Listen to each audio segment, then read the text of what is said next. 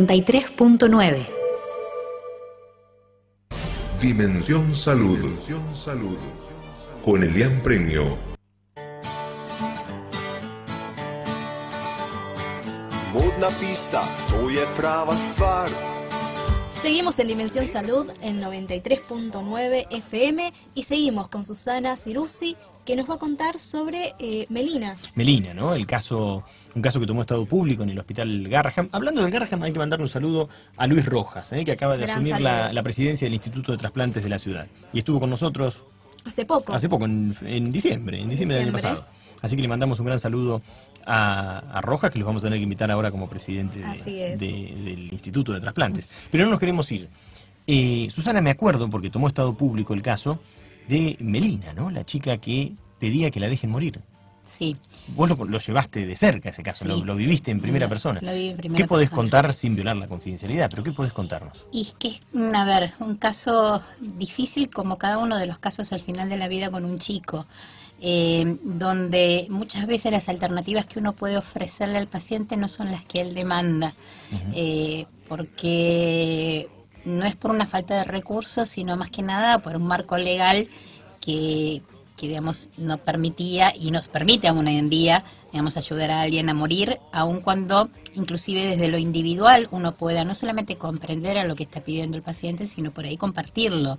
Recordemos que era una chica adolescente ya, ¿no? 17. Era ya una adolescente, en ese momento ya tenía 17, 18 años, había sido paciente nuestra desde muy chiquitita, con un diagnóstico de una enfermedad neuromuscular que es muy grave, sin cura.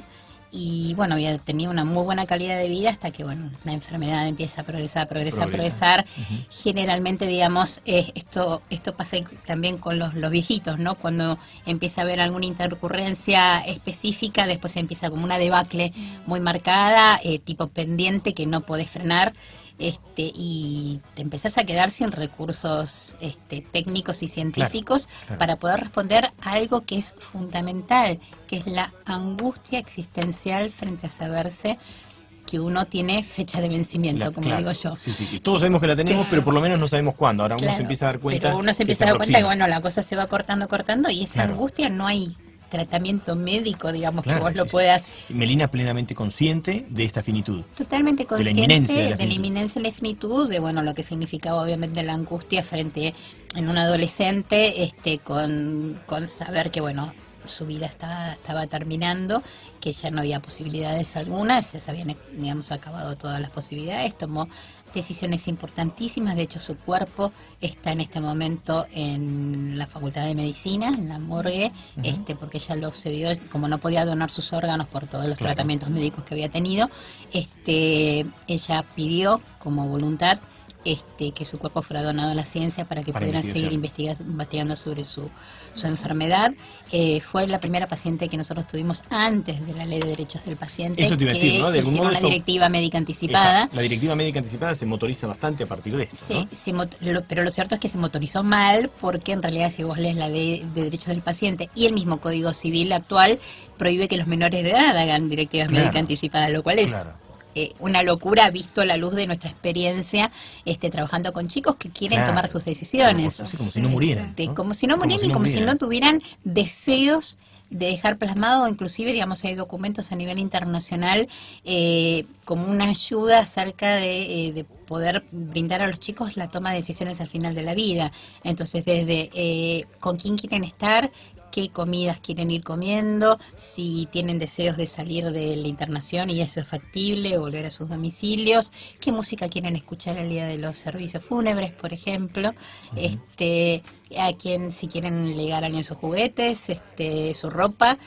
Bueno, todo eso se habla. Sí, quiero esto ser muy específica. Esto se habla con los chicos en la medida que el chico quiera. Que quiera, por supuesto. Obviamente.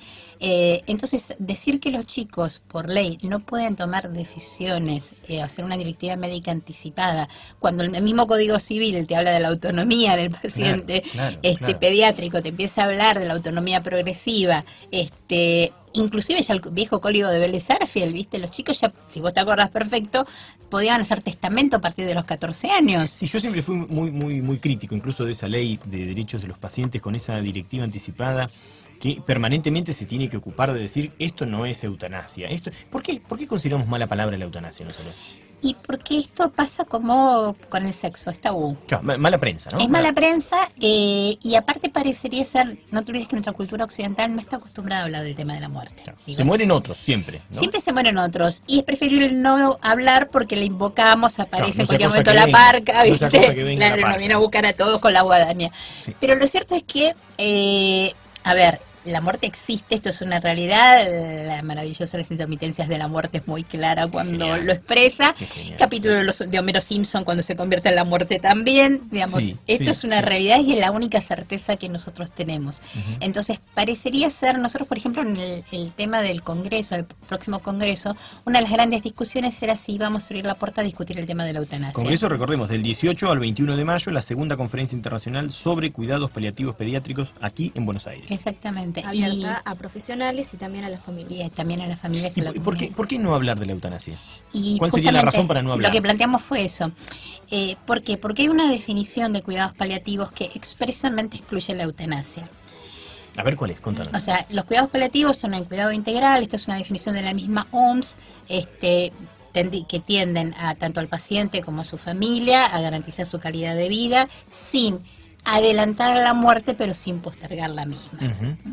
Entonces, es cierto, la eutanasia sería un adelantamiento de la muerte, pero esto también se ha visto en aquellos países donde ha sido legalizada la eutanasia, el caso obviamente paradigmático Holanda, pero mismo, digamos, en Canadá, donde ahora inclusive la Corte Suprema de Canadá instó al Parlamento a regular el tema de la eutanasia, en los estados de Washington, Oregon, donde se fueron incorporando el suicidio asistido a la eutanasia, se ha visto que se ha fortalecido el sistema de cuidados paliativos. Y esto es importante. Lejos de esa idea de que ahora nos van a matar a todos, por el contrario, lo que ocurre es, se ha desarrollado aún más los cuidados paliativos, porque se intenta de que la eutanasia sea una opción más para aquellos que habían atravesado todo el resto de las alternativas terapéuticas y digan, bueno, mi vida no vale la pena seguir viviéndola, y no me interesa esperar porque ya mi calidad de vida para mí, digo, esto es importante tenerlo en cuenta. Estamos hablando siempre de decisiones individuales que no las puedo trasladar ni a vos, porque cada uno de nosotros tiene una visión distinta de cómo. Yo suelo decir que hay tantas muertes dignas como personas sabemos en la Tierra. Entonces, el gran desafío y lo que nos enseña fundamentalmente la bioética es a comprender al otro, tratar de ponernos en el lugar del otro, pero sin reemplazarlo. Tratar de entender que el otro puede tomar una decisión que nosotros con la cual no estemos de acuerdo, inclusive nos parezca disparatada, pero que dentro de su propio proyecto de vida, como dice la Constitución Nacional, cobra un sentido. Cobra un sentido. A ver, si yo le dijera a Messi que le tengo que amputar la pierna, y Messi seguramente me diría, prefiero morirme antes de tener una pierna menos, o Marta Argerich una mano. Y es lógico, porque ese es su proyecto de vida. Creo que esto que estás diciendo es una prueba incontrastable para retirarle al poder punitivo la discusión sobre la eutanasia, ¿no? Es un tema donde el Código Penal no tiene absolutamente nada que hacer en esto. Nada que ver, porque aparte, digo, es muy importante lo que es el trabajo, como nosotros decimos, el trabajo en terreno, ¿no? El trabajo al lado del paciente. Una cosa es decidir detrás de un escritorio con un expediente y otra es tomar una decisión al lado del paciente que está sufriendo. Sin duda. Entonces digo, esto también es importante, porque inclusive cuando uno habla, por ejemplo, con los familiares, hay estudios muy interesantes hechos en Europa, donde por ejemplo los familiares, cuando se les planteaba el retiro de alimentación y hidratación artificial, que es un tratamiento médico, se sentían peor que se les dijeran matar al paciente. Claro. ¿Se entiende esto? Peor eso. Peor era retirarle, porque la idea en general del mundo occidental, claro, es el pancho y la coca, por decirlo, perdón, no sé si puedo. Sí, se puede. Pero, digamos, sentían esta sensación que en realidad era mucho más grave lo que le estaban pidiendo, que era dejar de alimentar, lo digo entre comillas, a su familiar, que era inclusive hasta un gesto de amor, sobre todo, bueno, la cultura latina viene de la mano con eso. De comer, nos juntamos de comer, exactamente. Y no tan grave decidir, por ejemplo, una inyección para que el paciente pudiera morir aplicando la eutanasia a su pedido. Y además teniendo en cuenta que desde el punto de vista bioético la única eutanasia válida, aceptada, es justamente la eutanasia directa voluntaria. O sea, ya no hay más diferencias entre lo que es eutanasia directa e indirecta. Obviamente la adecuación del tratamiento terapéutico no es eutanasia. Esto tiene que ver con una decisión totalmente legítima y legal. Cuando los tratamientos son desproporcionados, entonces se lo pueden ir retirando, descomplejizando al paciente, que no tiene nada que ver con la eutanasia, porque la eutanasia tiene un componente subjetivo fundamental, que es la intención de matar al paciente, pero a su pedido. Pero a su pedido, ¿no? La muerte a ruego. Vamos a descomprimir un poco. Dale. Descomprimimos un poco. ¿Cómo no quieres? Dale. Vamos con un temita, Guada.